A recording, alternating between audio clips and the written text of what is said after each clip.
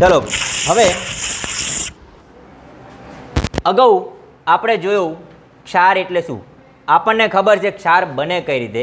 આપણે અગાઉ ઘણી બધી પ્રક્રિયાઓ જોઈ કે જેમાં ક્ષાર બનતા હતા. કઈ કઈ પ્રક્રિયા તમને યાદ છે? પ્રકરણ ચાલુ કર્યું ત્યારથી પહેલી પ્રક્રિયા એસિડની ના પહેલી પ્રક્રિયા શું હતી? એસિડની ધાતુ સાથે. અને ક્યારે શું બનતું હતું? ક્ષાર અને હાઇડ્રોજન. પછી એમાં ને એમાં બેઝની ધાતુ સાથે પ્રક્રિયા, એમાં પણ શું મળતું હતું? ક્ષાર અને હાઇડ્રોજન વાયુ. ચલો એમાં પણ ક્ષાર મળતા હતા.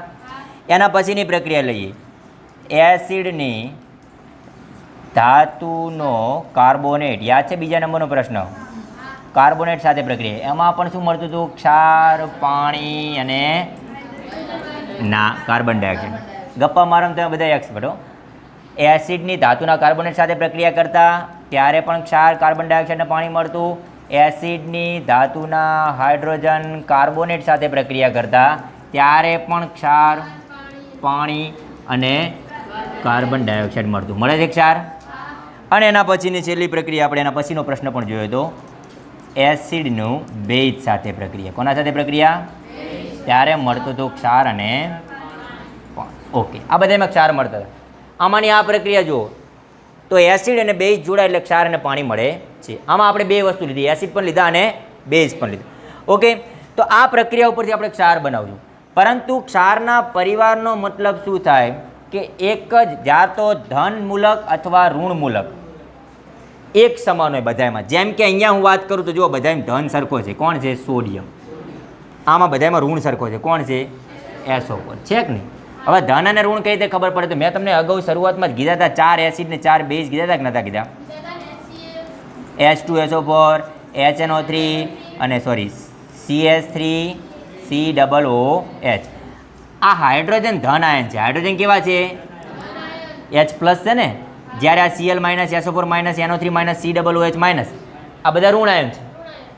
4 બેઝ કીધા હતા, NaOH, KOH, CaOH2 અને MgOH2. આ ધન છે આ બધા. અને આ OH બધા શું છે? ઋણ. OH બધા કેવા છે? ઋણ છે.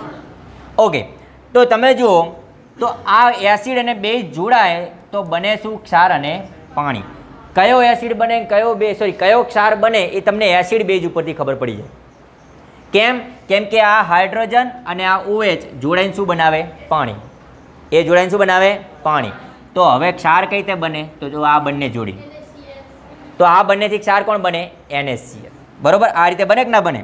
દાખલા તરીકે જો હું અહીંયા સમજાવું તમને કે એક એસિડ લઉં છું અને બાકીના બધા બેઝ લઈ લઉં છું.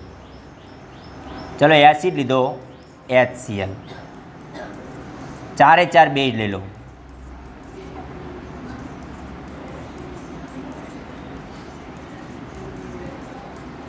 ઓકે, HCl ની NaOH સાથે પ્રક્રિયા કરો એટલે ક્ષાર શું બને? NaNaCl કે NaCl. શું ક્ષાર બન્યો? NaCl. આ ધન અને આ ઋણ જોડાઈ જાય. કેમ કે આ ધન ને આ ઋણ જોડાઈને તો શું બનાવે? પાણી. ઓકે, તો હવે આ હાઇડ્રોજન ને OH તો જોવાના જ નહીં ક્યાંય. ચલો KOH અને HCl જોડાઈને કયો ક્ષાર બને? KCl. HCl અને COO2 જોડાઈને શું બને? CaCl2, MgCl2. આ બધા ક્ષાર બની ગયા. તમને એસિડ અને બેઝ ઉપરથી ક્ષાર ખબર પડી જવી પડે. દાખલા તરીકે HCl એસિડ છે અને મેગ્નેશિયમ હાઇડ્રોક્સાઇડ બેઝ છે, તો ક્ષાર કોણ બનશે? Magnesium chloride. ક્ષાર કોણ બનશે? ઓકે, આ કયા પરિવારનો ક્ષાર કહેવાય ખબર છે?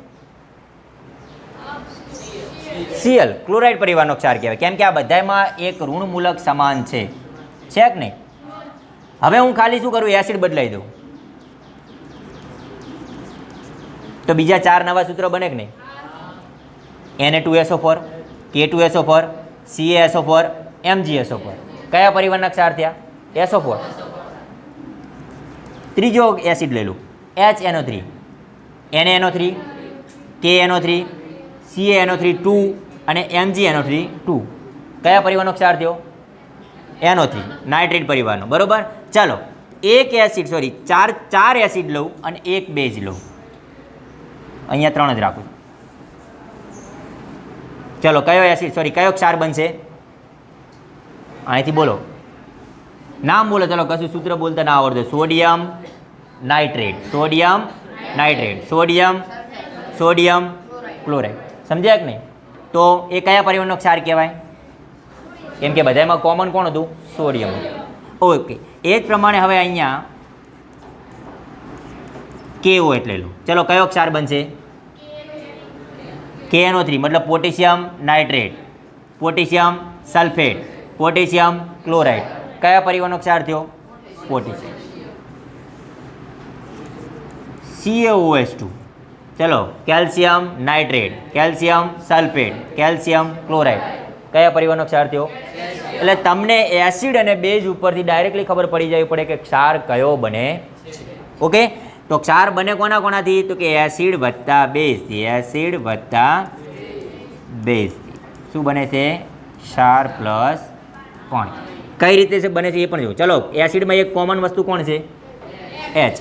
અને આ એસિડ માટે ધારો કે હું કોઈ એક શબ્દ લઈ લઉં A, H અને પાછળ એની કોઈ પાછળ ઋણ આયન હશે, બરાબર? તો તમારે બુક પ્રમાણે લેવું હોય તો તમારા બુકમાં કદાચ X લખેલો હશે, HX. પ્લસ બેઝમાં કોમન કોણ હોય? OH હોય કે નહીં? અને આઇકન લખી નાખું M. આ H અને આ OH જોડાઈને શું બની જશે? H2 થાય કે નહીં? બે હાઇડ્રોજન એક ઓક્સિજન થઈ ગયા કે નહીં? તો ક્ષાર કોનાથી બને? MX થી. M કેમ પહેલો M લખવો પડે? કેમ કે ધન આયન પહેલો લખીએ છીએ અને બધા જ બેઝમાં તમે જુઓ પહેલો શું હોય? ધન આયન હોય છે કે નહીં? તો પહેલો M લખાય અને પછી શું લખાય? X. કેમ કે આ ઋણ આયન છે, આમાં તો ધન આયન કોણ હતું? હાઇડ્રોજન. તો MX બનાવી દો અને બાકી વધ્યોને શું બનાવી દો? એટલું. હવે MX મતલબ ખબર પડી કે નહીં? આ એમનો મતલબ કોણ હોય? અહીંયા સોડિયમ હોય, પોટેશિયમ હોય, કેલ્શિયમ હોય, મેગ્નેશિયમ હોય. એક્સની જગ્યાએ કોણ હોય? Cl હોય, SO4 હોય, NO3 હોય. આ કોઈ બી હોઈ શકે. એમને જોડી અને બનાવો એટલે શું બની જાય? ક્ષાર. અને બાકી વધ્યું શું બની જાય? પાણી. શું બને છે? પાણી. ઓકે, તો આ આપણે વાત કરી આ રીતે ક્ષાર બને છે. સમજી ગયા આખી વસ્તુ? ક્ષાર કઈ કઈ રીતે બને? એસિડ બેઝ જોડાય એટલે એનો ક્ષાર બને છે. દાખલા તરીકે હું તમને એક પ્રશ્ન પૂછું કે સલ્ફ્યુરિક એસિડ કયો એસિડ છે? મગજમાં બનાવજો સૂત્ર. સલ્ફ્યુરિક એસિડ છે અને કેલ્શિયમ હાઇડ્રોક્સાઇડ બેઝ છે. આ બંને જોડાય તો ક્ષાર કયો બને? CaSO4 કેલ્શિયમ સલ્ફેટનો ક્ષાર બને. સમજી ગયા કે નહીં? આ રીતે યાદ રાખવાનું. ક્ષાર કયો બને છે આના ઉપરથી ખ્યાલ પડે. હા, હવે એક ક્ષારની વાત કરીએ. ચલો આ ક્ષારના પરિવાર વિશે તો જોયું. હવે આપણે જોઈએ એક ક્ષાર એસિડિક છે, બેઝિક છે કે તટસ્થ છે? એસિડ છે, બેઝ છે કે? કેમ કે ક્ષાર એવું જરૂરી નથી કે તટસ્થ જ હોય. ક્ષાર પણ એસિડિક હોય, ક્ષાર બેઝ પણ હોય અને ક્ષાર તટસ્થ પણ હોય. ચલો અહીંયા તમને થોડાક ઉદાહરણ આપે છે. એવું કીધું છે કે સોડિયમ ક્લોરાઇડ લો, પોટેશિયમ નાઇટ્રેટ લો, એલ્યુમિનિયમ ક્લોરાઇડ લો. સૂત્ર બનાવજો એલ્યુમિનિયમ ક્લોરાઇડનું. ગપ્પા ના મારતો, ગપ્પા ના મારતો એવું કીધું તું મેં? ના, AlCl3. યાદ છે? એલ્યુમિનિયમની સંયોજકતા +3 હતી અને ક્લોરીનની -1. તો પછી કેટલા લેવા પડે ક્લોરીન?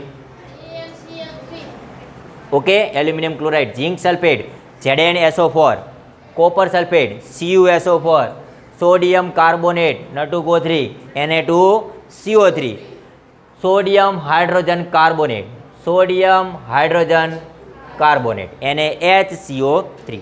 ઓકે, તો આ રીતે આ બધા ક્ષાર હતા. આ બધા શું છે? ક્ષાર. આપણે એમની pH ચેક કરવાની છે. મતલબ એસિડિક છે, બેઝિક છે કે તટસ્થ? તટસ્થની pH કેટલી હોય? 7 હોય. એસિડિકની pH કેટલી હોય?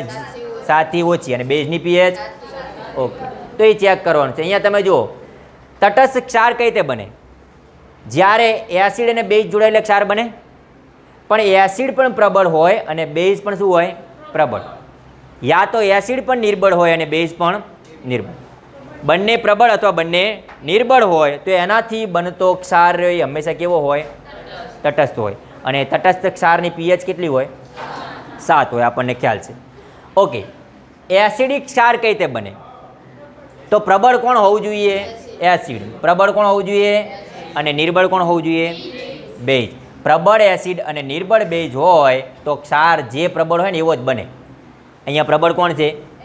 તો તમારો ક્ષાર કેવો હશે? એસિડિક હશે. સેમ ટુ સેમ જુઓ, નિર્બળ એસિડ અને પ્રબળ બેઝ. કોણ પ્રબળ છે? તો તમારો ક્ષાર કેવો બનશે? બેઝિક ક્ષાર બને છે. એસિડિક ક્ષારની પીએચ કેટલી હોય ભાઈ? એસિડની પીએચ કેટલી હોય? 7 થી ઓછી હોય. અને બેઝની પીએચ? તો આ બધા ટૂંકા પ્રશ્નો છે, પૂછી શકે કે તટસ્થ ક્ષારની પીએચ ખાલી જગ્યા હોય છે અથવા તટસ્થ ક્ષાર ખાલી જગ્યા દ્વારા બને છે, તો કે પ્રબળ એસિડ અને પ્રબળ બેઝ, યા તો પછી નિર્બળ એસિડ અને નિર્બળ base. Same to same acidic ક્ષારની પીએચ કેટલી હોય? 7 થી ઓછી. એસિડિક ક્ષાર કઈ રીતે બને? તો કે પ્રબળ એસિડ હોય અને નિર્બળ બેઝ. ધારો કે એસિડિક ક્ષાર કીધો હોય તો પ્રબળ શું લેવાનો? એસિડ. બેઝિક ક્ષાર કીધો હોય તો પ્રબળ શું લેવાનો? અને બીજો રહ્યો એને શું લેવાનું? પછી નિર્બળ લેવાનું. ઓકે, તો આ ક્ષારની પીએચ દર્શાવે છે, મતલબ ક્ષાર આ પ્રમાણે દર્શાવી શકાય છે. ઓકે, ખ્યાલ પડ્યો ભાઈ દરેકને? ક્ષાર કેટલા હોય, કયા પ્રકારનો, એ પણ ખબર પડી ગઈ કે નહીં? હવે એસિડ બેઝ ઉપરથી તમને દરેકના ક્ષાર બનાવતા આવડવા જોઈએ. બીજું, ક્ષાર આ રીતે પણ હોઈ શકે, તટસ્થ પણ હોઈ શકે, એસિડિક પણ હોઈ શકે અને બેઝિક પણ હોઈ શકે છે. ઓકે, એના પછીનો પ્રશ્ન હવે આપણે જોઈએ. આ જેટલા પણ ક્ષાર છે એ ક્ષારની અંદર